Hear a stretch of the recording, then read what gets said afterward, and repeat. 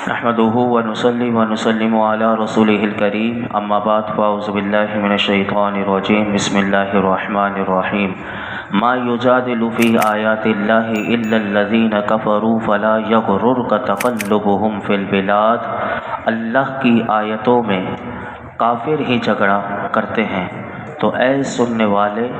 ان کا شہروں میں چلنا پھرنا تجھے دھوکہ نہ دے۔ سورہ مومن کی آیت نمبر 4 اللہ رب العالمین نے ارشاد فرمایا کہ قرآن مجید کو جھٹلانا، اس کی آیتوں کا انکار کرنا، قرآن کریم پر اعتراض کرنا، اسے جادو، شعر، کہانت اور سابقہ لوگوں کی یہ کہانیاں کہنا، فرمایا کہ یہ کافروں کا ہی کام ہے۔ علماء فرماتے ہیں کہ اس آیت کریمہ سے یہ معلوم ہوا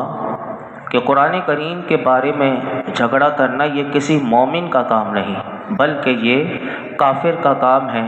اور یہاں قرآنی آیات میں جھگڑا اور اختلاف کرنے سے متعلق بے شمار احادیث مبارکہ ہیں، جن میں سے میں 2-3 آپ کے سامنے عرض کرتا ہوں، سنیے۔ حضرت ابو ہریرہ رضی اللہ تعالی عنہ روایت کرتے ہیں کہ نبی کریم صلی اللہ علیہ وسلم نے ارشاد فرمایا، قرآن میں جھگڑا کرنا یہ کفر ہے۔ اسی طرح ایک اور حدیث پاک ہے مسند امام احمد میں کہ حضرت عمرو بن عاص رضی اللہ عنہ فرماتے ہیں کہ نبی کریم صلی اللہ علیہ وسلم نے ایک جماعت کو قرآن مجید میں جھگڑا کرتے ہوئے سنا تو حضور نے ارشاد فرمایا کہ اس حرکت کی وجہ سے تم سے پہلے لوگ ہلاک ہو گئے کہ انہوں نے کتاب کے ایک حصے کو دوسرے حصے سے مخالف دکھایا، اور فرمایا اللہ کی کتاب تو اس لیے اتری ہے کہ اس کا ایک حصہ دوسرے حصے کی تصدیق کرے، لہٰذا تم ایک حصے کو دوسرے حصے سے جھٹلاؤ نہیں، بلکہ کتاب میں سے جس قدر جانتے ہو اتنا کہو، اور جتنا نہیں جانتے اور جو نہیں جانتے میرے آقا نے فرمایا اسے عالم کے سپرد کر دو۔ اسی طرح ایک اور حدیث پاک ہے، حضرت عبداللہ بن عمرو رضی اللہ عنہما فرماتے ہیں کہ ایک دن میں نبی کریم صلی اللہ علیہ وسلم کی خدمت میں حاضر تھا تو نبی کریم صلی اللہ علیہ وسلم نے 2 شخصوں کی آوازیں سنی کہ جو کسی آیت میں اختلاف کر رہے تھے، تو نبی کریم صلی اللہ علیہ وسلم ہمارے پاس تشریف لائے تو حضور کے چہرہ انور میں غصہ معلوم ہوتا تھا، اور حضور نے ارشاد فرمایا تم سے پہلے لوگ اللہ کی آیتوں میں اختلاف کرنے کی وجہ سے ہی ہلاک ہو گئے۔ اب قرآن کریم میں جھگڑا کیسے ہوتا ہے؟ اس میں مختلف صورتیں بنتی ہیں۔ علماء نے فرمایا کہ بعض صورتیں تو ایسی ہیں کہ جو کفر ہو جاتی ہیں، اور فرمایا بعض کفر کے قریب ہیں اور اسی طرح بعض حرام ہیں۔ مثلا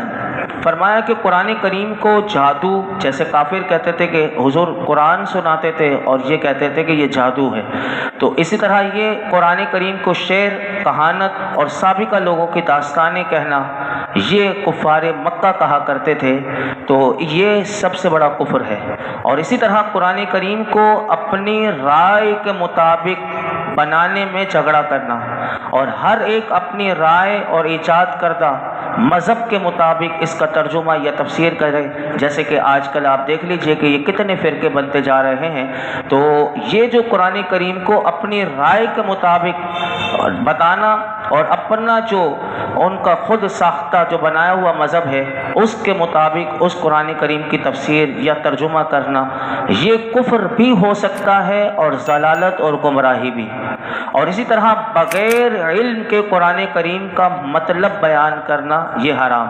اور اپنے بیان کردہ مطلب کے درست ہونے پر پھر اصرار کرنا، فرمائے یہ مزید حرام ہے۔ اب یہاں پر ایک سوال ذہن میں آتا ہے کہ جیسے کہ علماء کرام ہیں، مفسرین ہیں، محدثین ہیں،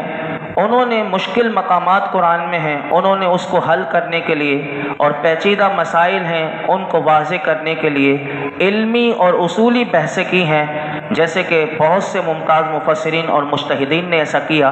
تو اس کا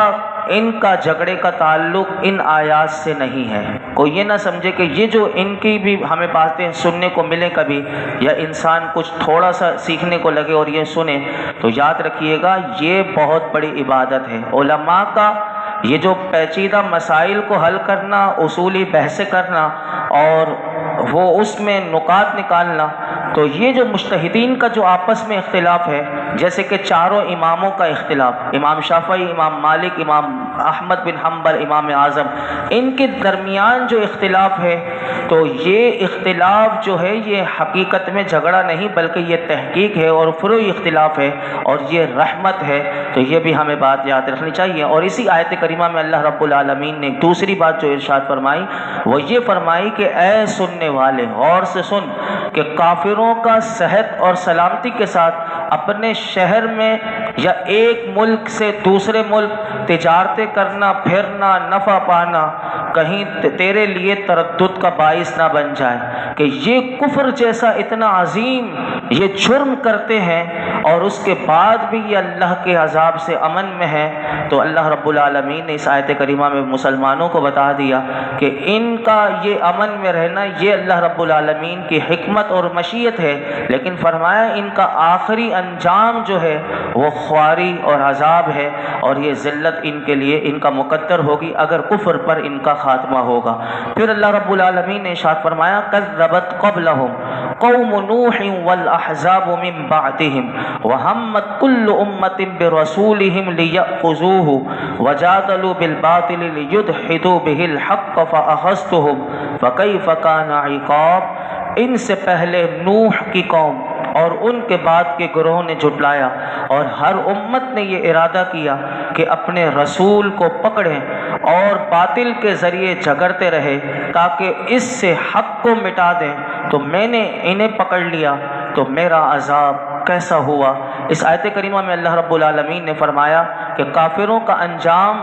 ذلت و خواری اور عذاب میں مبتلا ہونا ہے، اور اب اس آیت کریمہ میں یہ بتایا گیا کہ پہلی امتوں میں بھی ایسے حالات گزر چکے ہیں۔ چنانچہ ارشاد فرمایا کہ ان کفار مکہ سے پہلے حضرت نوح علیہ السلام ہو اور ان کے بعد جو گروہ ہیں جیسے حضرت عاد ہیں، سمود ہیں، لوط ہیں، ان کی قومیں ہیں،